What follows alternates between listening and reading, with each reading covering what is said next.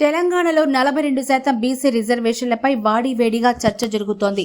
స్థానిక సంస్థల ఎన్నికలను సెప్టెంబర్ 30లోపు పూర్తి చేయాలని రాష్ట్ర ఎలక్షన్ కమిషన్కు హైకోర్టు గడువు విధించడంతో ప్రభుత్వం ఆ దిశగా కసరత్తు వేగవంతం చేసింది. అందులో భాగంగా డ్రాఫ్ట్ ఆర్డినెన్స్ను గవర్నర్ వద్దకు పంపింది.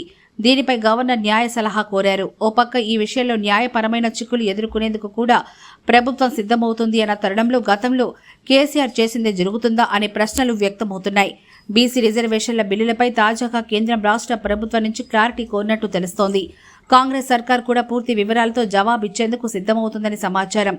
తెలంగాణ ఇచ్చిన సమాచారంతో కేంద్రం సంతృప్తి చెందితే తదుపరి పరిశీలన కోసం కేంద్ర న్యాయశాఖకు పంపే అవకాశం ఉంది. అయితే ఈ బిల్లులో ముస్లింలకు సంబంధించిన రిజర్వేషన్లు కూడా ఉన్నాయి. దీన్ని బీజేపీ గట్టిగా వ్యతిరేకిస్తోంది. ఇన్ని చిక్కులున్న తెలంగాణ ప్రభుత్వ రిజర్వేషన్లను అమలు చేస్తామని ఎలా చెబుతోంది? న్యాయపరమైన సమస్యలేమిటి? గతంలో కేసీఆర్ చేసినట్టు జరుగుతుందా అనే ప్రశ్నలు ఉత్పన్నమవుతున్నాయి.